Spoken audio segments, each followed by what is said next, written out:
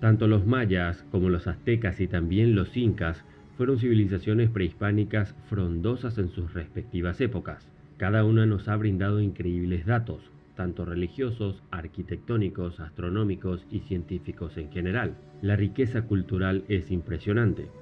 Desde hace mucho tiempo nos vienen sorprendiendo y parece que la tela para cortar, en vez de acortarse, valga la redundancia, se hace más larga cada vez. Y es que todo el tiempo nos estamos enterando de nuevos hallazgos como ciudades cubiertas por la selva, objetos inexplicables, códices extraños e incógnitas impresionantes. Todas estas cosas nos llenan la cabeza más y más de interés por estas civilizaciones del pasado. Pero hay algo que siempre nos juega una mala pasada. Sí, señores, solemos confundir muchas veces la cultura inca con la azteca, la maya con la inca y viceversa. ¿No les ha pasado? Yo creo que sí.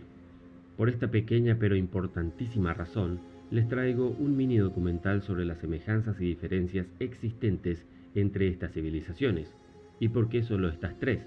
Pues porque mis amigos, yo, mis suscriptores y muchísimas otras personas en general no estamos tan seguras de las diferencias que existen entre los incaicos, los mayas y los aztecas. Bueno, espero que les sea útil. Empecemos.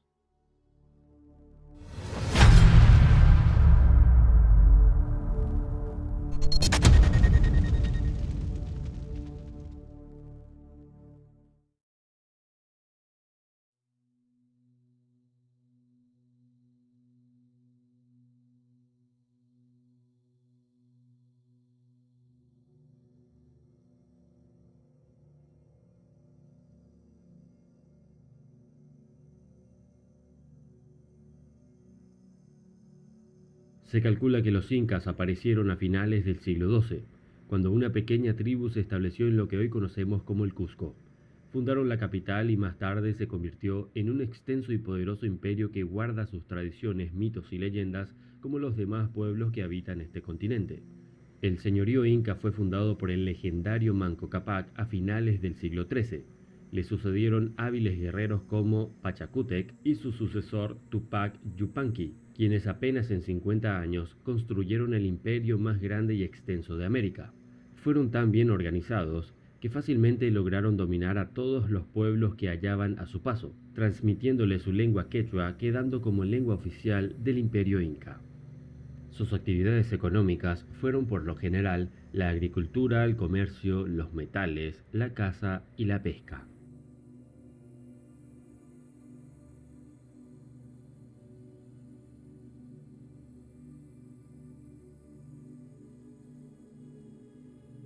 Cuando los mayas florecieron, representaban a un imperio que abarcaba todo Mesoamérica, viviendo en la selva del Patén, Guatemala, parte de Yucatán, occidente de Honduras y El Salvador.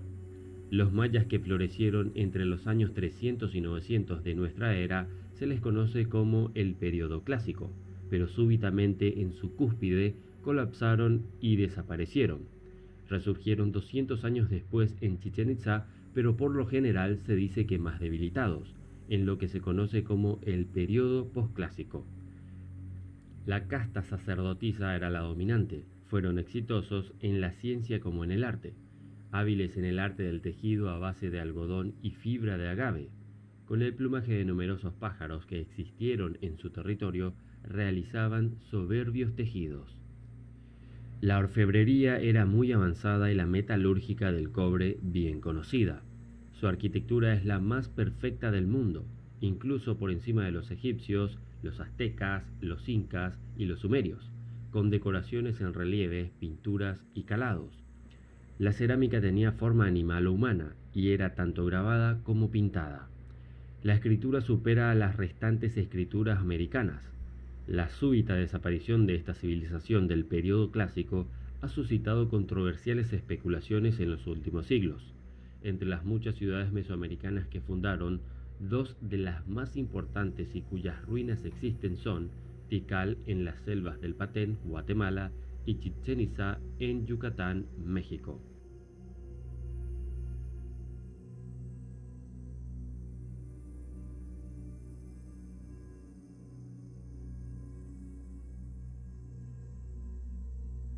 La azteca fue una civilización que mediante alianzas militares con otros grupos y poblaciones conoció una rápida expansión y dominó el área central y sur del actual México entre los siglos XIV y XVI.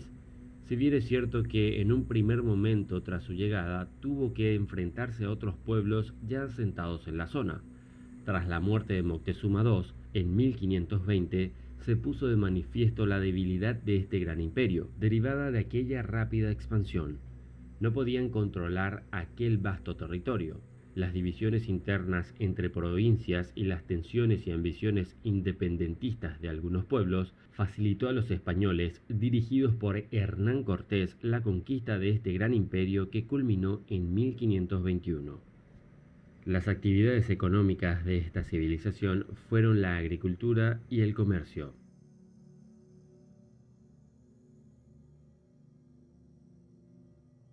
Bueno, aquí culmina la introducción de estas tres grandes civilizaciones. A continuación veremos ubicación geográfica, organización política y social, más sobre actividades económicas, arte y ciencias, y por último, religión.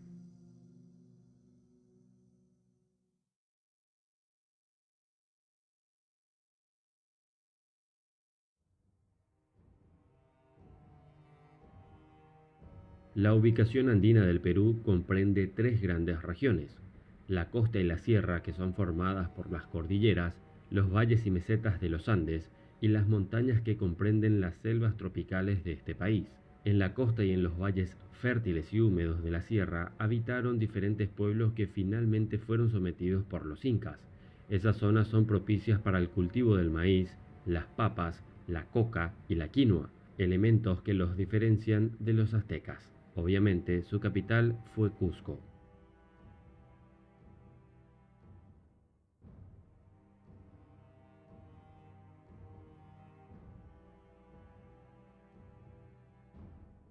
Los mayas se ubicaron en tres grandes zonas. Primero, la zona norte, que incluye los actuales estados de Yucatán en su totalidad y la mayor parte de Campeche y Quintana Roo. En tales territorios el terreno es pedregoso y semiárido, con partes bajas donde predomina una vasta planicie calcárea con una vegetación de monte bajo, con clima regularmente seco y cálido en demasía. No hay ríos de superficie, pero el terreno es permeable y el agua se filtra rápidamente y muy fácilmente, formando corrientes subterráneas que se abren en bocas naturales llamadas cenotes. En segundo lugar tenemos la zona central. Esta zona cuenta desde el río Usumacinta o Grijalba en el actual estado de Tabasco hasta la parte oriental de Honduras, incluyendo también el Patén guatemalteco, Belice y parte de Chiapas. Tiene un clima caliente y húmedo, con lluvias abundantes en la temporada. La vegetación es típicamente tropical. Por último tenemos la zona sur, que comprende las tierras altas y la faja costera del Pacífico, con parte de Chiapas, Guatemala y El Salvador.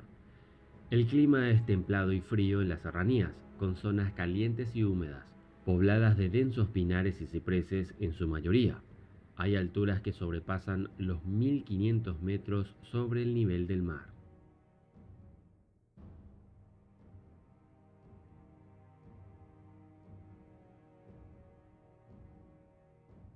En la zona geográfica que corresponde a la mitad sur de México actual, se desarrolló una gran actividad cultural ya desde hace unos 2000 años antes de Cristo. En esta región habitaron diversos pueblos, algunos de los cuales nos han dejado muestras de su floreciente cultura, como es el caso de los restos arqueológicos de la ciudad de Teotihuacán, ya deshabitada cuando llegaron los españoles. En la meseta central mexicana, desde finales del siglo VII hasta mediados del siglo XII, se desarrolló una cultura llamada tolteca, que llegó a fusionarse con la maya en su expansión hasta el Yucatán. En este marco geográfico, más concretamente en las orillas e islas del lago Texcoco, se desarrolló la civilización azteca, una de las civilizaciones mejor conocida de América precolombina y la unidad política más importante de toda Mesoamérica cuando llegaron los españoles.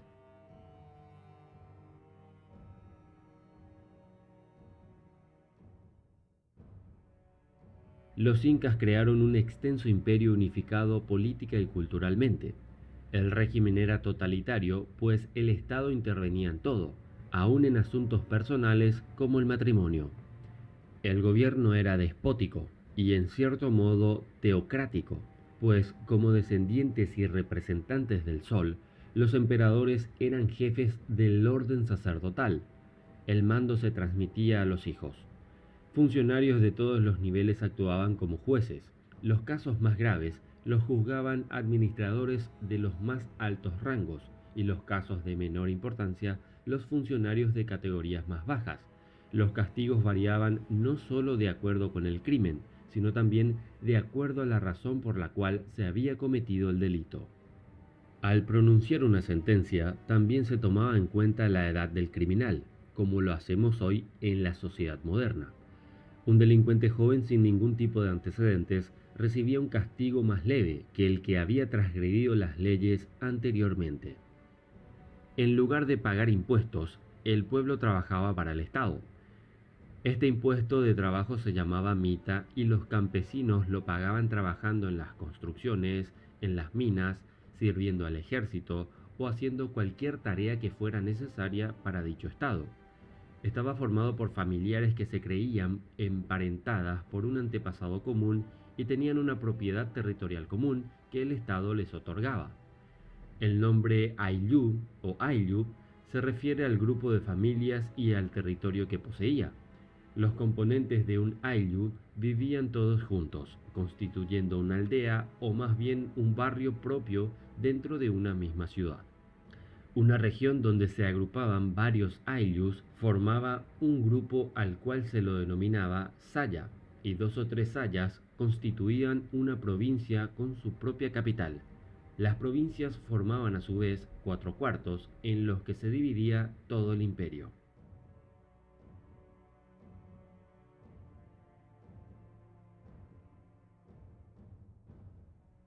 Los mayas primitivos se agrupaban en pequeños caseríos distantes unos de otros. Posteriormente fueron erigidos algunos centros ceremoniales.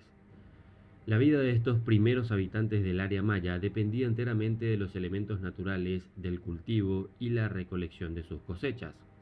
Con la vida sedentaria y la práctica continua de la agricultura primitiva, surgió lo que al principio fue el culto sencillo de la naturaleza y de los elementos ligados a la siembra, tales como el sol, la lluvia, el viento, las montañas, el agua, etcétera, etcétera. La sociedad de este periodo es todavía de carácter tribal, es decir, grupos familiares relacionados por parentesco que comparten una cultura, un lenguaje y un territorio. A medida que la agricultura se hace más compleja, creándose sistemas de riego e incluyendo el cultivo de productos comerciales como el cacao y el algodón, aumenta la población y empiezan a surgir centros ceremoniales, así como se consolida la jerarquización de las clases sociales que resulta en la división del trabajo.